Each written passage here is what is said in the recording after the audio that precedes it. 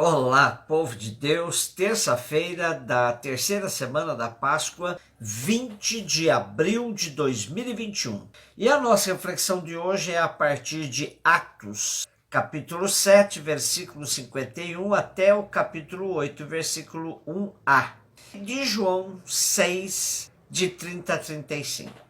Retomamos o caso de Estevão, um dos 7 gregos que foram escolhidos para a administração das comunidades. Vimos que o pessoal da sinagoga dos libertos tramou uma farsa para acusar Estevão, porque ele se destacava brilhantemente na apresentação do querigma, falava com muita convicção sobre tudo que tinha ocorrido com Jesus.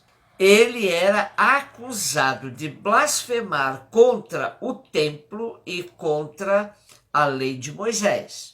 E quando o sumo sacerdote lhe perguntou: é verdade tudo isso que estão dizendo aí a seu respeito? Estevão apresentou como sua defesa o mais longo discurso que temos em Atos dos Apóstolos. Eu convido a todos que leiam o capítulo 7 inteirinho, até o primeiro versículo do capítulo 8, na sua primeira parte, porque aí temos condições de entender melhor esses pedaços que a liturgia seleciona. Em 60 versículos, Lucas cria um discurso e o coloca na boca de Estevão, apresentando a sua defesa. Estevão, então, faz um percurso histórico, começando por Abraão, para justificar a questão da terra e da descendência, com Isaac, Jacó e os 12 patriarcas. Passa por Moisés e deixa claro que os antepassados não quiseram dar ouvidos a Moisés, que tinha recebido de Deus a missão de os livrar da escravidão do Egito. Preferiram construir um bezerro ao qual prestavam culto, rejeitando o Deus de Abraão, de Isaac, de Jacó e de Moisés. Depois do discurso, aparece algo que podemos entender que se torna um ponto real de defesa de Estevão, acusado de relativizar o valor do templo. Ele diz que Davi pediu a Deus permissão para construir um templo, mas, na verdade, quem o fez foi Salomão, contrariando a vontade de Deus. Deus rejeita o templo e diz: homens teimosos, insensíveis e fechados à vontade de Deus, vocês sempre resistiram ao Espírito Santo. E Estevão passa a acusar os atuais chefes do povo judeu. Como foram os vossos pais, assim sois vós também. Na primeira parte do discurso, há toda uma história dos pais na fé, que culmina com a prevaricação dos hebreus, inclusive com o assassinato dos profetas.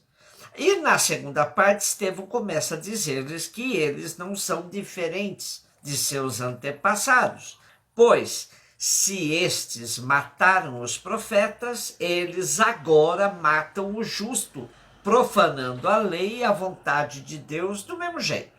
Mas por que mesmo Estevão foi apedrejado? O padre Comblan responde: porque fez aparecer fermentos de contestação radical que há no cristianismo. Vejamos, se a salvação vem por Jesus, a lei fica inevitavelmente desprestigiada. Se o perdão dos pecados vem pelo batismo, o sacrifício do templo deixa de ser necessário. Se Deus ouve as orações dos justos em todos os países, já não é indispensável viajar para o Templo de Jerusalém. Basta manifestar um pouco tais consequências para que apareça com evidência que os sumos sacerdotes que vivem do templo e dos sacrifícios perdem a sua razão de ser. E que os doutores que vivem das explicações da lei, que vendem aos cidadãos, também perdem sua razão de existir. Eis porque a pregação de Estevão ameaça a classe sacerdotal, os doutores, os fariseus. E, além disso, os grandes proprietários são os grandes fornecedores do templo e correm também o risco de perder o seu melhor mercado. Estevão representa os marginais que entenderam que Jesus abria o judaísmo para todas as pessoas de boa vontade. Assim dá para entender a reação do sistema judaico. O desfecho do caso de Estevão nos chama a atenção. Enquanto os responsáveis pelo sistema judaico rangem os dentes, gritam, tapam os ouvidos e avançam contra Estevão, este olha para o céu, contempla a glória de Deus e vê Jesus de pé à direita de Deus. Quem mesmo apedrejou Estevão? As testemunhas ou a multidão enfurecida? Era comum que os grandes insuflassem a multidão contra os seus inimigos, as pessoas indesejáveis. E Lucas aproveita aqui para introduzir Saulo, no seu relato, dizendo que as testemunhas deixaram suas vestes aos pés de um jovem chamado Saulo. Enquanto Estevão estava sendo apedrejado, ele diz: Senhor Jesus, acolhe o meu espírito.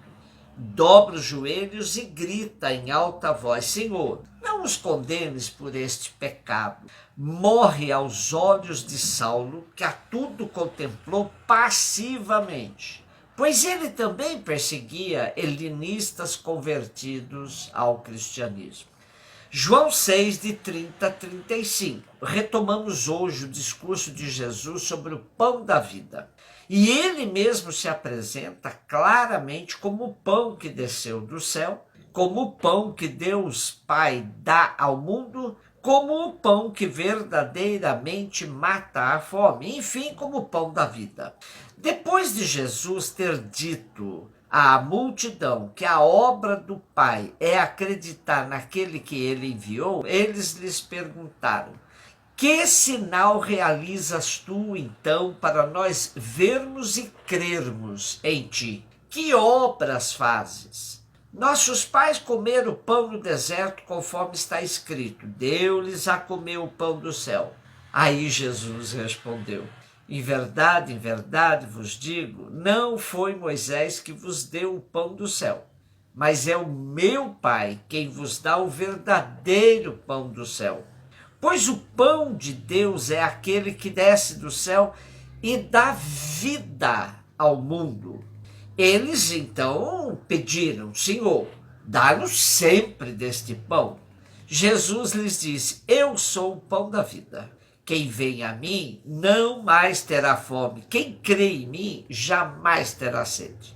Jesus já lhes tinha dado o sinal da partilha dos pães, entre outros, mas eles queriam mais sinais para poder crer nele. A multidão se apresenta como quem está à busca. E como diz o padre Gruen, por toda parte há gente que busca. Busca o quê? Cura, segurança, algo mais. No fundo de toda a busca, talvez às escondidas, há, no fundo mesmo, fome de esperança, de estima, de reconhecimento, convivência. Não vivemos sem pão, mas não só de pão. Os anseios do eu alertam para a preocupação com o outro, para a solidariedade interpessoal, social, política.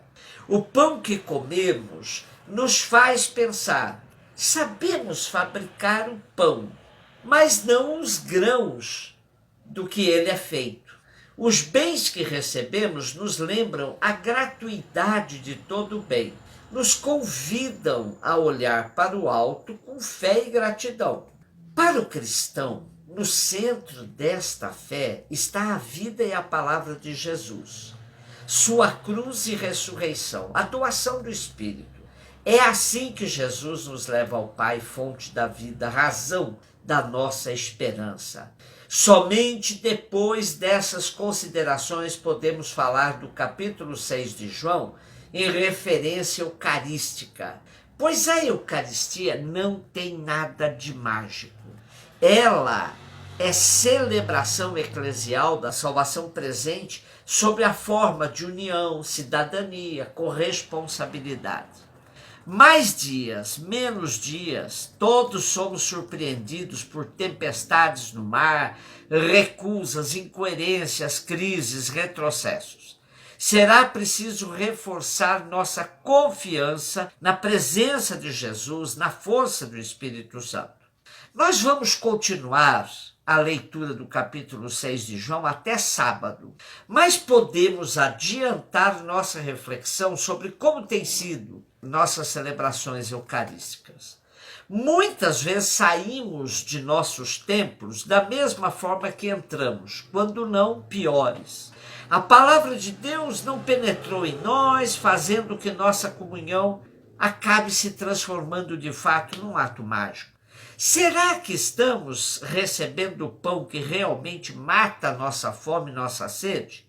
Nossa comunhão nos dá a mesma coragem de Estevão? Um beijo no seu coração.